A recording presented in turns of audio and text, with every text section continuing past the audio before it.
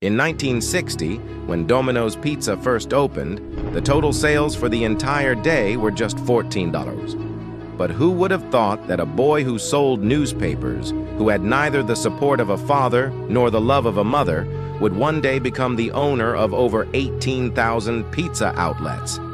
However, this victory against all odds was far from straightforward. The pizza store, started with borrowed money, faced countless obstacles on its path to success. Sometimes his brother left him. Sometimes all his savings fell prey to fraud, or a partner would betray him. And above all, even the name of the store was not his own. Legal battles worth millions of dollars and scandalous viral videos tarnished the reputation that the owner of Domino's had painstakingly built. This is the story of Thomas Monaghan, who faced all these challenges and built a billion-dollar empire from scratch. Welcome back to my channel.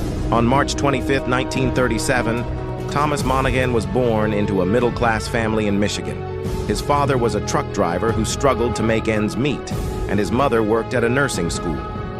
When Tom was just 4 years old, his father passed away, and his mother, who couldn't support the children, handed Tom and his brother Jim over to the government for 7 years. Tom's childhood was filled with difficulties. He didn't experience parental love, but rather the harshness of government foster care and boarding schools. He barely passed school and only managed to get into Mission University with great difficulty. But unfortunately, he didn't have the money for tuition. Life was constantly dealing him blows. Eventually, he started delivering newspapers from house to house. He began learning the basics of business and didn't miss any opportunity to save money. Just when he started to find his footing, his small savings were lost to a fraud. This was the point when, in 1959, Tom's brother Jim came to him with an idea that would change their lives. Jim worked as a mailman at the post office, but to make ends meet, he also worked part-time at a restaurant owned by a man named Dominic. Jim's boss had a restaurant in Michigan that had closed down, and Dominic wanted to sell it at a low price. At that time, Dominic was asking for $500 for the restaurant, but the condition was that there was also $2,000 in debt attached to the restaurant, which the buyer would have to pay. When Jim brought this news to Tom, they both thought about buying the restaurant and working together. They borrowed $900 from the post office and bought the restaurant from Dominic, but they didn't change the name.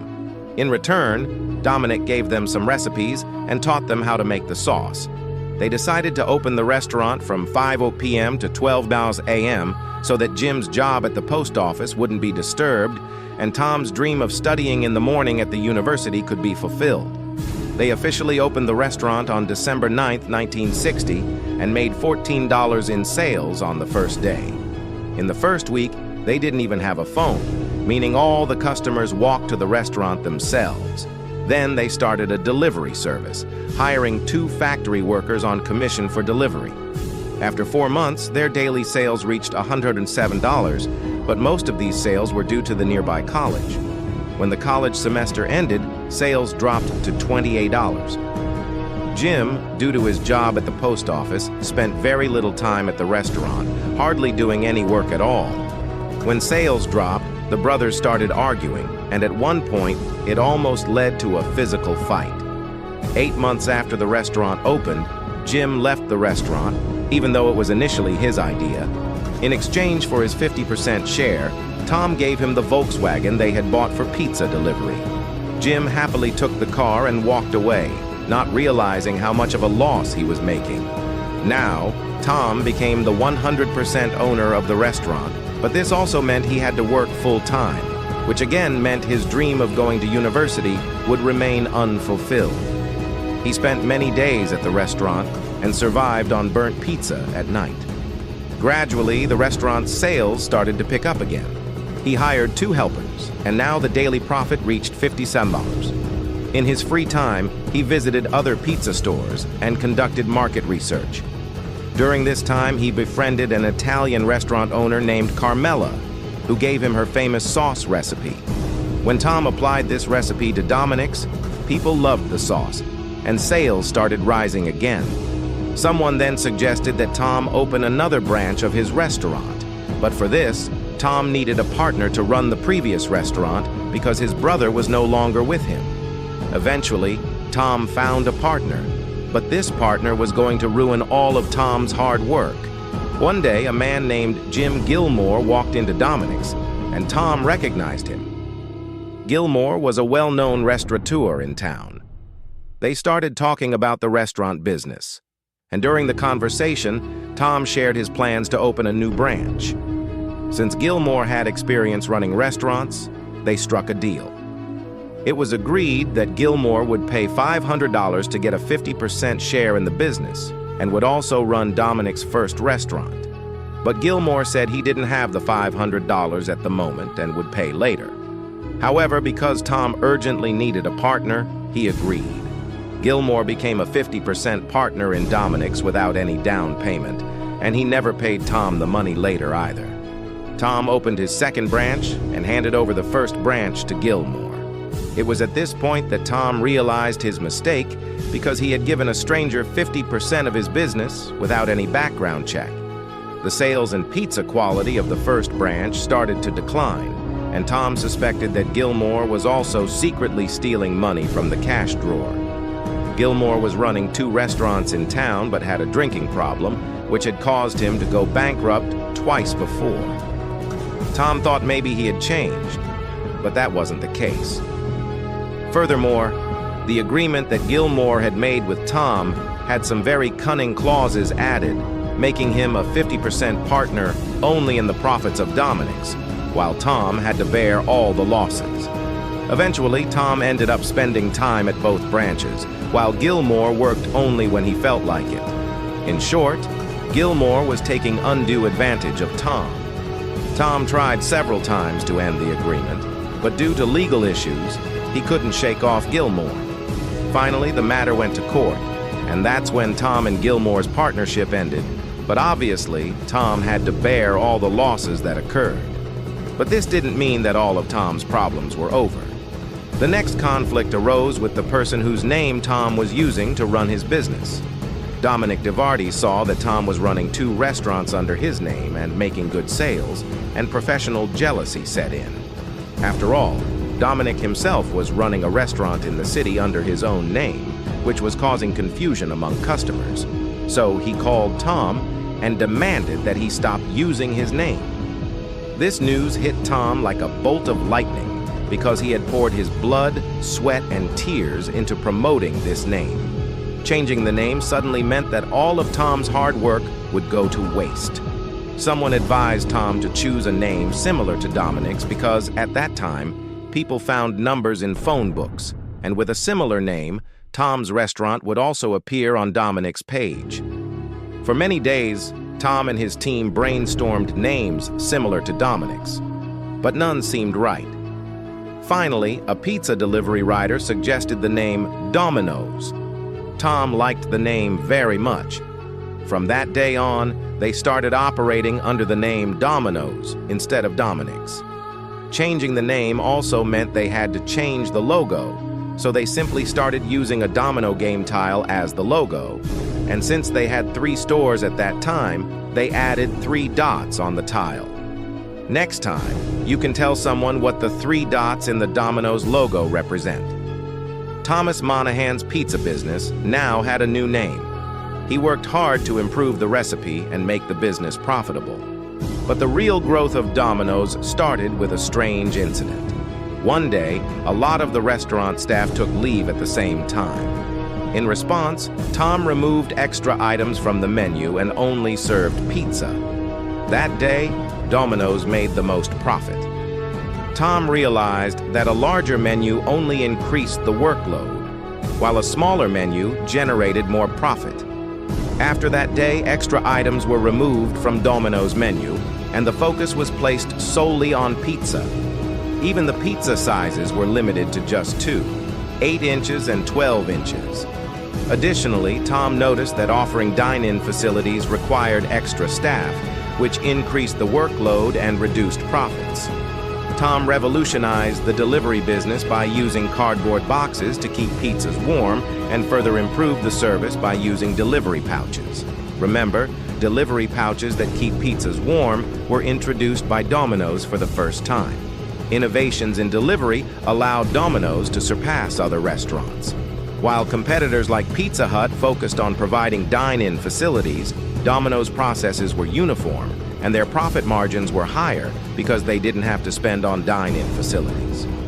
7 years had passed in this business, and Domino's was growing rapidly compared to others. In 1967, they decided to start franchising.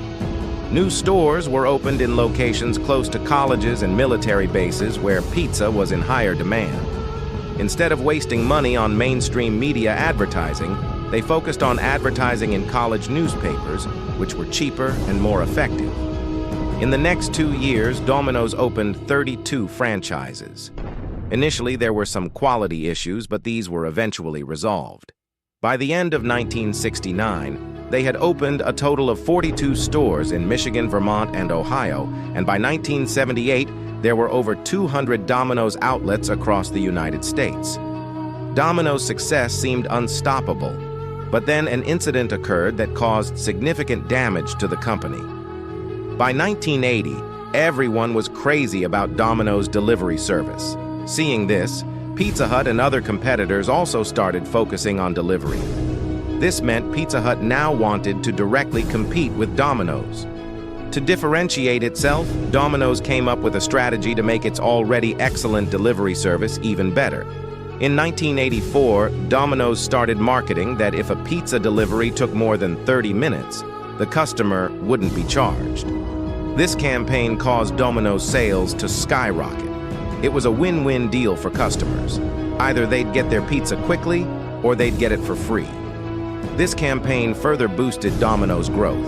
By the late 1980s, Domino's had expanded to 5,000 branches globally from 200 branches in the US, making it the fastest-growing restaurant chain in the world at that time. However, Tom didn't know that this strategy would eventually backfire on Domino's. In 1989, a 17-year-old Domino's delivery driver got into an accident while trying to deliver pizza quickly and died on the spot. This incident was reported in the newspapers, which stated that the young man's death was due to rushing to deliver pizza. Clearly, in the rush to deliver quickly, drivers were speeding and breaking traffic rules. This news soon started appearing in national magazines as well. A report was published stating that there had been 20 fatal accidents in 1 year due to Domino's fast delivery policy. In another incident, a driver ran over a couple, causing the wife to die on the spot. Due to this incident, Domino's had to pay a $32 million fine. In 1993, another case emerged when a Domino's driver ran a red light, causing a collision that broke the spine of a girl in the other car. This time, the court fined Domino's $78 million. Because of these incidents, Domino's delivery service faced a lot of criticism. The campaign that had brought Domino's to such heights of success was now turning against them.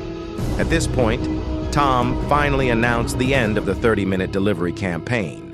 It's evident that when any business becomes famous, it also becomes controversial. First, there were the driver's accidents, and then the Domino's Foundation. Amidst all this, in 1998, Thomas Monaghan sold Domino's for $1.1 billion.